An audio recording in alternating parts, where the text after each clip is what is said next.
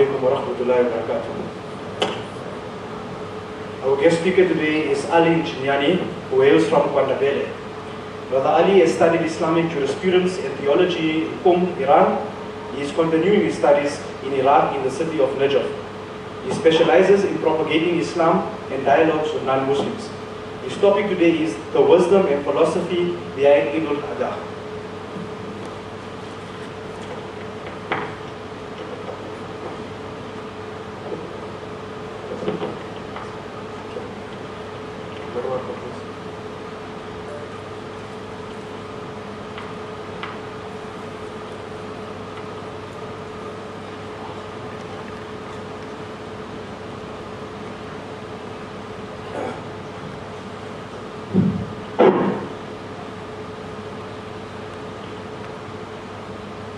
السميع العليم من شر الشيطان اللعين الرجيم.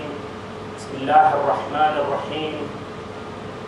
الحمد لله الذي لا يبلغ مدحته القائلون ولا يحصي نعماءه العادون ولا يعدي حقه المجتهدون، والصلاة والسلام على الدليل إليه في الليل الأليل والماسك من أسبابه بحبل الشرف الأطول والناصع الحسب في ذروة الكاهل الأعبل والثابت القدم على زحاليفها في الزمن الأول، الذي سمي في السماء بأحمد وفي الأرضين بأبي القاسم مصطفى محمد، وعلى آله الطيبين الطاهرين المعصومين وأصحابه الغر الميامين. أما بعد، يقول الله في كتابه الكريم: بسم الله الرحمن الرحيم. واتل عليهم نبأ ابني آدم بالحق إذ قربا قربانا فتقبل من أحدهما فلم يتقبل من الآخر قال لأقتلنك قال إنما يتقبل الله من المتقين. آمنا بالله صدق الله العلي العظيم. Respected brothers and sisters, respected scholars, I welcome you all with the universal greetings of Islam. Assalamu alaikum wa rahmatullahi wa barakatuh. As was mentioned, the topic of my discussion is going to be about the philosophy and the mystery and the wisdom behind Eid Ul Adha, or what they call Eid Ul Qurban, which is the Eid that we celebrate in this special month of Dhul Hijjah. Now, I'm going to dissect a number of topics. It is of great importance for us to understand why do we do certain things. Many a times we perform salah and we don't know the significance of salah. Or we offer sadaqah or zakat, but we don't know the philosophy and the wisdom behind it. Or for an example, we fast and we don't know what is the wisdom behind it. It is for this matter and it is for this reason that we find in the Holy Quran, in a number of instances, Allah subhanahu wa ta'ala explains the aspect of existence and creation in a two-dimensional manner. I'm going to explain what does the Holy Quran mean according to the views of our ulama. That is, when you look at the Holy Quran is trying to allude to one reality. That is what? That is, when you look at the universe in general, it consists of two dimensions. How? In the sense that you find out that, for an example, we have what? An esoteric dimension and an exoteric dimension in each and every existence and each and every creation. They say esoteric or they say exoteric. They say material and they say incorporeal. Or they say spiritual and then they say physical. And then they say, and so on and so forth, seen and unseen, or hidden and latent and manifest. There are various differences and synonyms when it comes to discovering and uncovering this topic. That is, when you look at, for an example, if you look at the Holy Quran in a number of instances, one verse, for an example, is the verse in Surah Al-Rum. In Surah Al-Rum, verse number 18 of the Holy Quran, Allah subhanahu wa ta'ala is explaining this reality. How? He says, وَيَعْلَمُونَ ظَاهِرًا مِنَ الْحَيَاةِ الدُّنْيَا وَهُمْ عَنِ الْآخِرَةِ هُمْ غَافِلُونَ. Allah is saying what? That in the Holy Quran, if you look at the Holy Quran very carefully, there are certain verses that say that there is what we call alam al-zahir and an alam al-batin. We have an esoteric world and an exoteric world.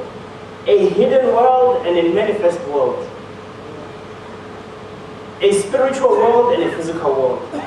Allah subhanahu wa ta'ala in this verse says what? He says that they perceive this world for what it appears to be, but they are negligent of the hereafter. Meaning what? There is an apparent aspect of this dunya, but there is a hidden aspect of this dunya that you do not perceive. And that is why when you look at another verse of the Holy Quran, Allah subhanahu wa ta'ala explains that each and every single thing that exists, each and every single thing that exists, like in Surah Al-Luqman, verse number 20, Allah subhanahu wa ta'ala says that, أَلَمْ تَرَوْا أَنَّ اللَّهَ سَخَّرَ لَكُمُ السَّمَاوَاتِ وَالْأَرْضِ. Do you not see that Allah is the one who made each and every single thing in the heavens and the earth to be in order for you, O mankind? Then he says what? He says, وَأَسْبَغَ عَلَيْكُمْ نِعَمَهُ ظَاهِرَةً وَبَاطِنَةً. He says there is zahir and there is batin. There are certain favors in the heavens and the earth that you do not perceive. Some of them are hidden, some of them are manifest. And that is why you look in another verse of the Holy Quran, Allah even speaks about actions. Not only entities in their material form, but no, even things that we do not perceive. Good and evil, for an example. Allah says what? In Surah Al-An'am, verse number 120, it says, وَذَرُوا الْإِثْمَ ظَاهِرَهُ وَبَاطِنَهُ. وَذَرُوا ظَاهِرَ الْإِثْمِ وَبَاطِنَهُ. It says, refrain from doing evil and sins, whether they are apparent or whether they are hidden. Meaning what? There are certain sins that we perceive with our eyes, however, there are certain sins that we do not perceive with our eyes. So this is the reality, the meaning or the intention behind me quoting these verses is what? Is that I want to prove from the Holy Quran that there are things that are manifest and there are things that are hidden. There are things that are exoteric, that appear the way they are, and then there are things that are esoteric. If you look at, for an example, let me make an example. Nowadays, when you interact with people everywhere around the world, you find out, for an example, there is somebody who is an idol worshipper. For an example, the person worships idols, right? But now, that person, according to the Holy Quran, what does the Quran say? إِنَّمَا الْمُشْرِكُونَ نَجَسٌ. That the idol worshippers, the mushrikun, are what? Are impure. They are impure. But now say for an example, this very same person that is impure, he takes a shower 3 times a day, he washes with Dettol, or he even uses hand sanitizer, he's clean. He's clean, mashallah. But the Quran says what? إِنَّمَا الْمُشْرِكُونَ نَجَسٌ. How is it that we don't perceive that najasa or that filth? Whereas he baths. No. The Quran is saying what? It's talking about a different form of impurity. A different form of contamination. When the Quran says that the mushrikun or the idol worshippers are contaminated, it does not mean the physical side of it. It means what? The hidden side. So similarly, when we look at each and every aspect of our religion, it consists of what? Of zahir and batin. Let us make an example, for example, because we are in the month of Hajj, Dhul Hijjah, the Kaaba. The Kaaba is a building and a monument that has been built with what? With stones, with mortar, and it's a building, isn't it? Okay, what is the difference between the Kaaba? Somebody might argue, for an example, that what is the difference between the Kaaba and other buildings? It's just a building. What's so special about it? Somebody might argue. The significance and the specialness of the Kaaba is that the Kaaba is the centerpiece of Tawheed, the centerpiece of monotheism, the centerpiece of the oneness of Allah subhanahu wa ta'ala. You might not perceive what? The Kaaba for its reality. However, that is not the problem with the Kaaba. That is not the problem with Allah. The problem is with you. That is why this universal principle, there is a problem with what? With the recipient. There is no problem with the giver. Allah subhanahu wa ta'ala, doesn't He give us everything? Didn't He give us the Quran? Didn't He give us the knowledge? Didn't He give us the prophets? Didn't He give us? He gave us. Okay, do we make full use of the prophets?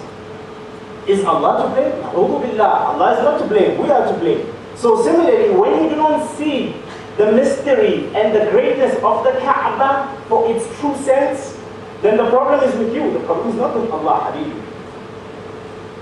So similarly, for an example, when you look at Salah, if you look at it, for some people, they look at it as what? As a physical exercise, for an example. But Salah has a ruh. Salah has a spirit. It has an esoteric meaning to it.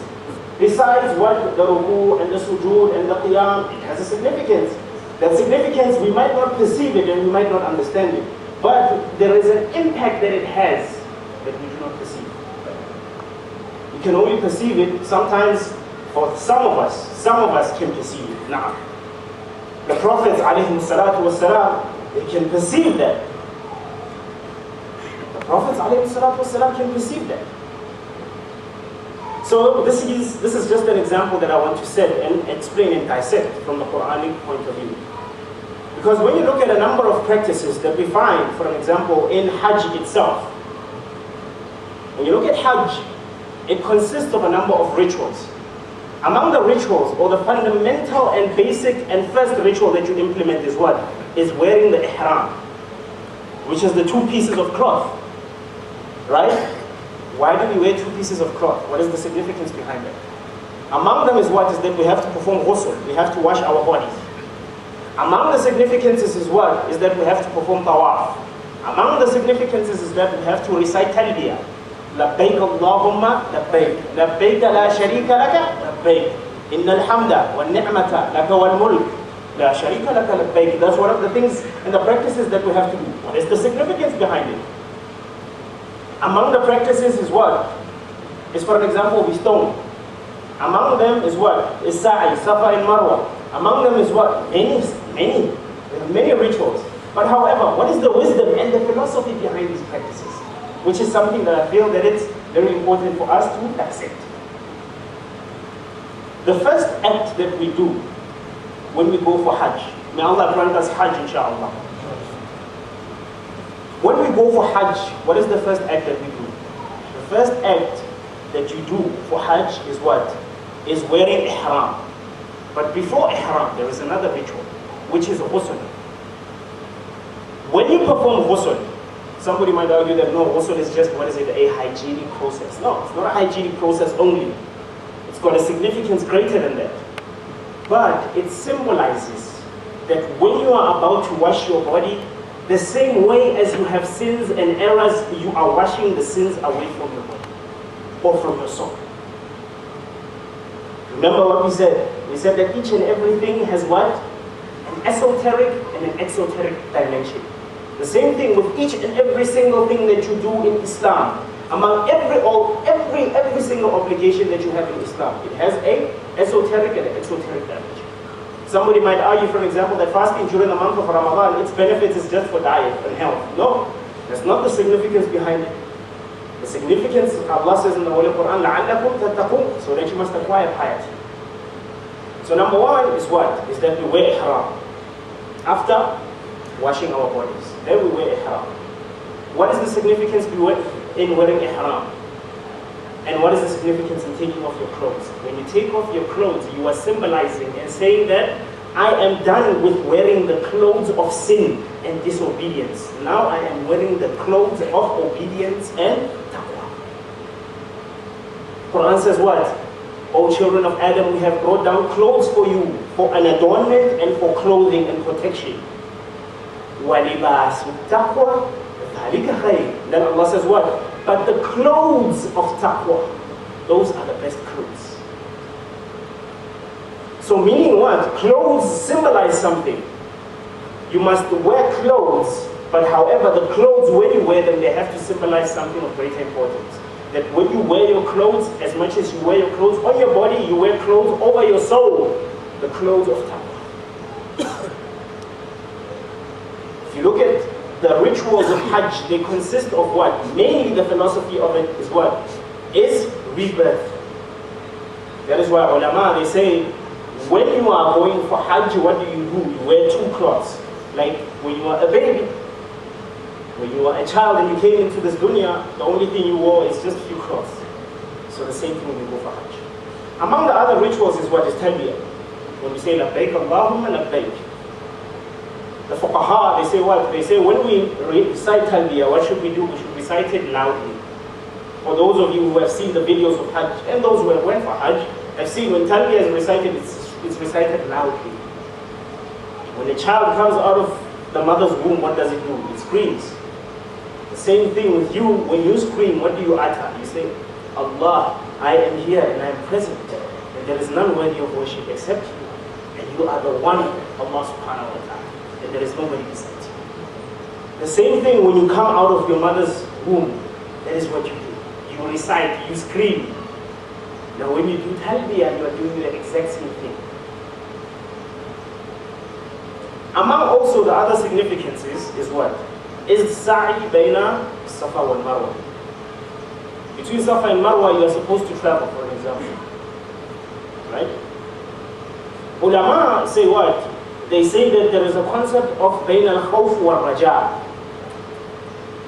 Right now, I ask you a question. Are you going to Jahannam or are you going to Jannah?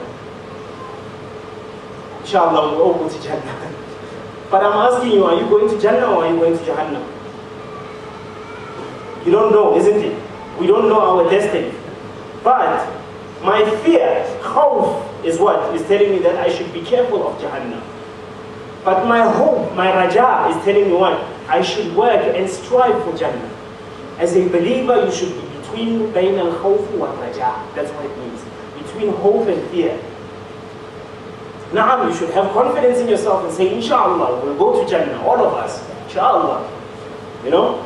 But however, you must be careful. Don't say, no, Allah will not punish me, and then you sin however you want. No. So, sa'i bayna Safa wal Marwa symbolizes exactly that you are traveling between al-khawf wa raja. When you are traveling between those two hills, when you are performing Hajj, you are traveling between two hills, isn't it? You're moving from this one and you're moving from that one. Like that. Similarly, as a believer, that is how your life should be. Among them is what? Is the issue of tawaf. Inshallah, I won't take much time. Is the issue of tawaf. Circumambulating around the Kaaba for 7 times anti-clockwise direction. What is the wisdom behind circumambulating the Kaaba?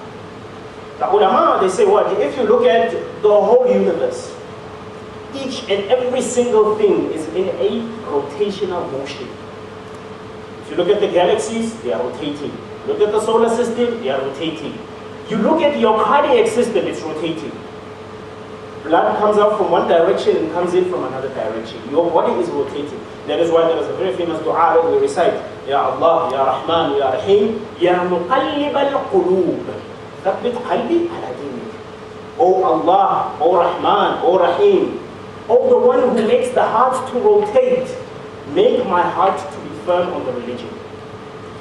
When you are rotating around the Kaaba, what does it symbolize? You are symbolizing that my heart is strictly devoted to you, Ya Allah. Why 7 times? Why should we circumambulate the Kaaba 7 times? The wisdom behind this is what? It's because there are 7 layers of the heavens. There are 7 layers of the earth, hidden and manifest. That is why there is a very famous hadith from Rasulullah sallallahu alayhi wa sallam. He says that there are 7 layers of ignorance and 7 layers of knowledge. When you circumambulate the Kaaba 7 times, you are symbolizing that, oh Allah, I want to remove these 7 veils of ignorance and come to know you. This is the wisdom behind tawaf. There are a lot of practices that we have, but because time is not on our side, inshallah, I want to dissect the last part of what we are talking about. The last and final item after completing Hajj is what? Is to slaughter. There is Eid Ul Adha, which we will be commemorating on Monday, and may Allah make us see that day, inshallah. It's Eid Ul Adha. You have to slaughter a camel, a sheep, or a goat. When you slaughter, you are supposed to remember the Holy Prophet Nabiullah Ibrahim alayhi salatu wassalam. Nabiullah Ibrahim, Allah put him to the greatest test ever. Why is it such a great test? You know why? Because number one, Nabiullah Ibrahim, for how long was he praying for Allah subhanahu wa ta'ala to give him a child? 100 years, Habibi. More than 100 years. He became old. And then he said, oh Allah. Allah eventually came to him and sent the angel. And he said, what? I'm going to give you a child. And then what did he say? He said, but oh Allah, my wife is barren and I'm old. How is that going to happen? Then Allah says, don't worry. I have my plan. You don't worry. Then Allah gave him a son. Allah was, Ibrahim was continuously making dua. Eventually Allah gave him. So now you can imagine how precious that child was to Nabiullah Ibrahim. Allahu Akbar. Then Allah says what? Habibi, slaughter this child. You need to remember Nabiullah Ibrahim. Nabi Ibrahim would not be tested with a BMW 7 Series. He would be tested with what he considers precious. Nabiullah Ibrahim doesn't care about clothes, doesn't care about cars. Allah examines him with that which he loves more than anything. Allah says what? If you love me, then you will sacrifice each and every single thing for me. Now, Ibrahim, I gave you this car, I gave you this clothes, I gave you this child. Slaughter, if you really love me, you slaughter.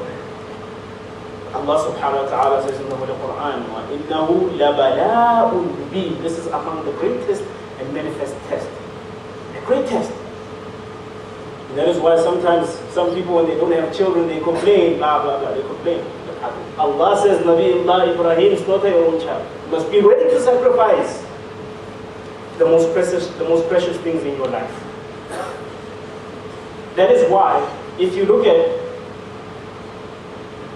the first time when Qurbani was held, according to reports, narrations teach us what? That the first Qurbani that was made was between what? Habil and Qabil, the two sons of Adam, alayhi salam.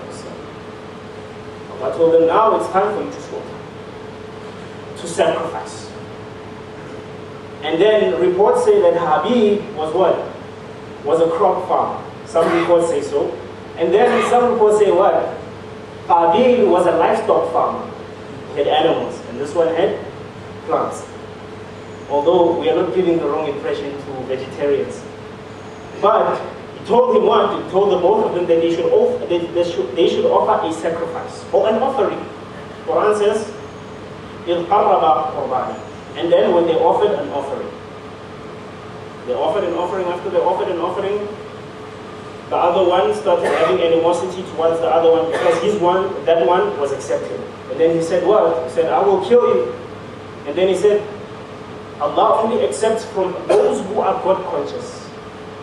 إِنَّمَا يَتَقَبَّلُ اللَّهُ مِنَ الْمُتَّقِينَ. Allah accepts only from those who are muttaqeen. Allah does not accept from those who have animosity and anger towards others.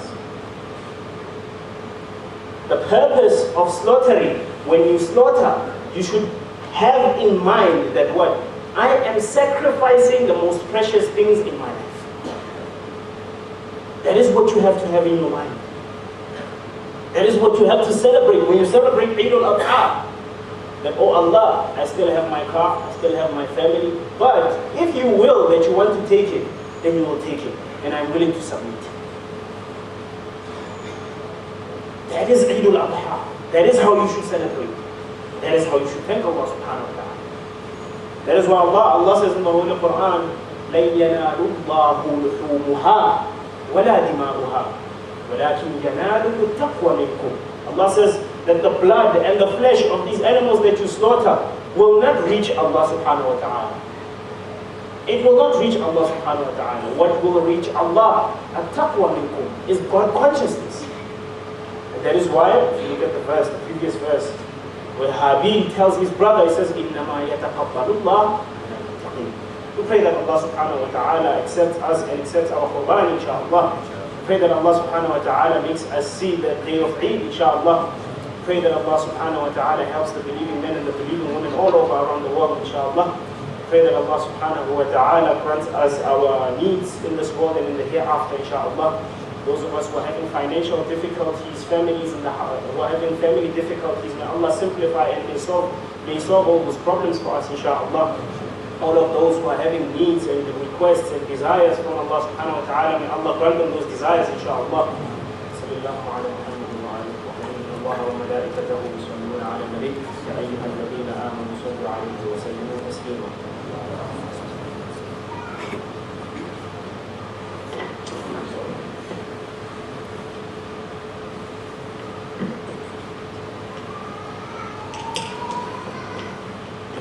Assalamu alaikum wa rahmatullahi wa barakatuh. We thank Brother Ali Nchinyane for his Juma lecture today. A reminder that Operation Qurbani 2016 will be carried out personally by the Institute for Islamic Services team in East Bengal, India, at 300 Rand per Qurbani. We will be open at head office in 330 Kaman Street, Lodium, tonight until 10 p.m. and tomorrow also until 10 p.m. The cutoff for all Qurbanis will be tomorrow night at 10 p.m. Secondly, the time for the Eid Salah is as follows. At the Rosina Seribana Sports Grounds, which is the entrance of Lodium, the lecture is at 7 o'clock and Salah is at 7:20. At the Nchinyane Muslim School, lectures at 6:45 and Salah is at 7:15. And at the Rasuli Center in Raslo, the lecture is at 7 o'clock and Salah is at 7:30. Jazakallah.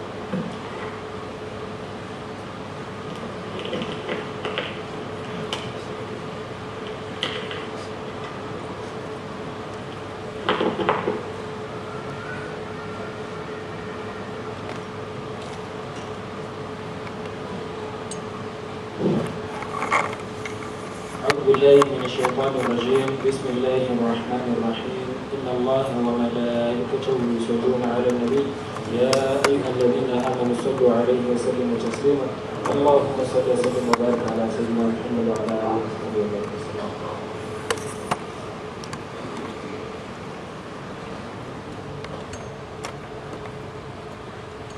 السلام عليكم ورحمة الله.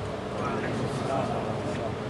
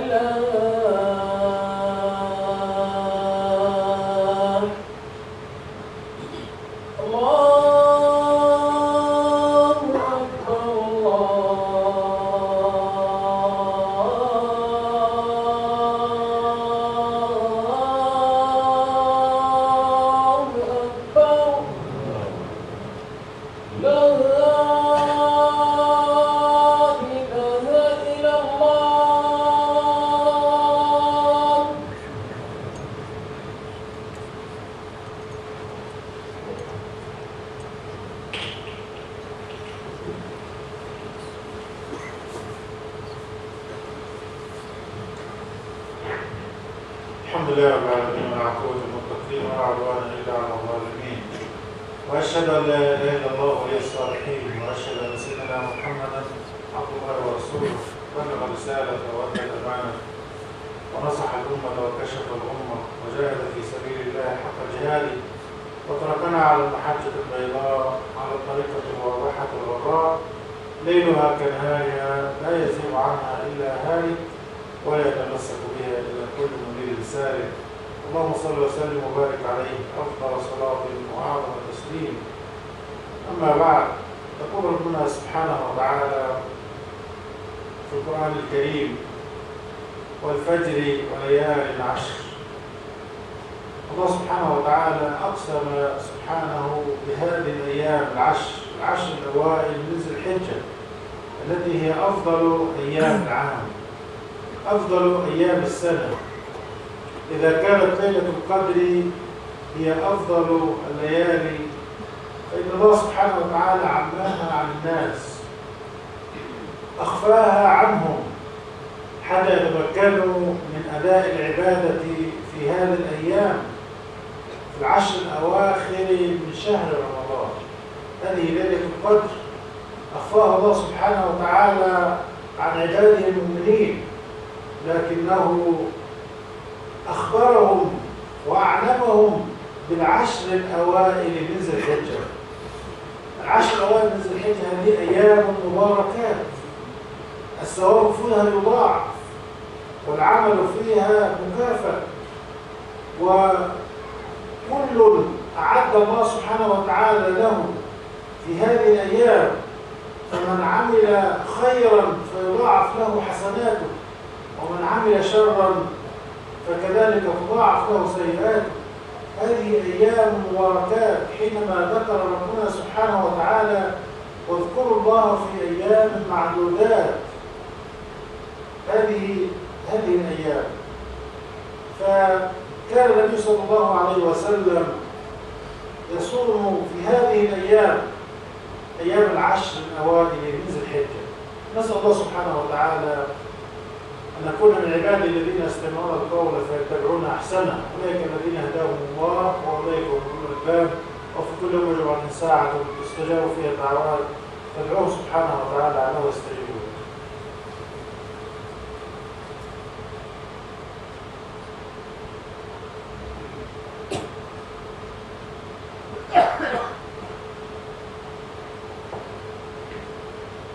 أما بعد أيها الأحباب، الحمد لله رب العالمين، والصلاة والسلام على سيدنا محمد خاتم الأنبياء والمرسلين، وأشهد أن لا إله إلا الله ولي الصالحين، وأشهد أن سيدنا محمدا عبد الله ورسوله. اللهم صل وسلم وبارك عليه أفضل صلاة وأعظم تسليم. أما بعد أيها الأحباب، إن الله سبحانه وتعالى يقول في كتابه الكريم في سورة المنافقون، حينما ذكر سبحانه وتعالى إذا جاء أحدهم الموت فأصدق وأكون من الصالحين. الله سبحانه وتعالى وصف العبد حينما يأتيه الموت يتمنى أن يرجع إلى هذه الدنيا ليعمل ماذا؟ لا ليقول لأني أريد أن أصلي أو أريد أن أزكي أو أريد أن أحج أو أريد أي شيء، ولكنه يقول فأصدق وأكن من الصالحين، ولن يؤخر الله نفسا إذا جاء أجلها، والله خبير بما تعملون. هذا العبد يتمنى أن يرجع إلى هذه الدنيا ولو ساعة ليتصدق لما رؤي، يقول العلماء: لما رؤي من جزاء هذه الصدقة. هذه الصدقة التي رأى ثوابها وعرضت عليه أعماله، فرأى ثواب هذه الصدقة، يتمنى أن يرجع إلى هذه الدنيا ليعمل ذلك. أيها الأحباب، ما بالنا اليوم نتنحى عن هذا جانبا؟ ما بال المسلمين اليوم لا يفعلون ما أمرهم الله سبحانه وتعالى به؟ انظر إلى هذا الثواب الذي جعله الله سبحانه وتعالى لمن يتصدق. انظر، فكيف بمن يأخذ حاجات الناس؟ فكيف بمن يسرق؟ إذا كان الله سبحانه وتعالى أعد كل هذا الثواب لمن يتصدق ويعطي ما معه وما له، فانظر كيف حال هذا العذاب الذي سيكون لذلك الذي يسرق. سيكون لذلك الذي يسرق ويأخذ حالة الناس. ما المشكلة التي نحن فيها الآن؟ إنما هي بسبب هذه المشكلة، أن الناس يأخذون ما ليس لهم، فقدت نعمة الأمن بسبب ذلك. الله سبحانه وتعالى يقول: الذين آمنوا ولم يلبسوا إيمانهم بظلم أولئك لهم الأمن وهم مهتدون. الأمن الذي فقد مننا نحن نحتاجه اليوم. نسأل الله سبحانه وتعالى أن يجنبنا الفتن ما ظهر منها وما بطن، وفي كل يوم جمعة ساعة تستجاب فيها دعوات. اللهم اغفر لنا وارحمنا وعافنا واعف عنا وتجاوز عن سيئاتنا، اللهم اكرمنا ولا تهنا وكلنا ولا تكن علينا. اللهم حبب إلينا الإيمان وزينه في قلوبنا وكره إلينا الكفر والفسوق والعصيان واجعلنا من الراشدين. اللهم خذ بأيدينا منا إليك ولا تخزنا ولا تفضحنا في يوم العرض عليك. وصلى الله على سيدنا محمد وعلى آله وصحبه وسلم. سبحان ربك رب العزة عما يصفون، وسلام على المرسلين والحمد لله رب العالمين.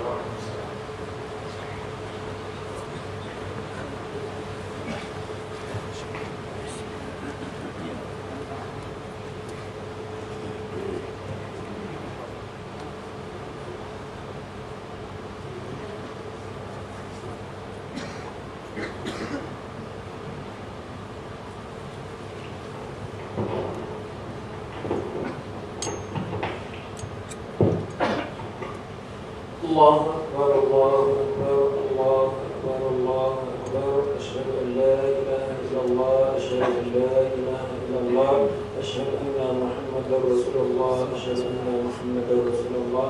حي على الصلاة حي على الصلاة حي على الفلاح حي على الفلاح. قد قامت الصلاة قد قامت الصلاة. الله أكبر الله أكبر. لا إله إلا الله.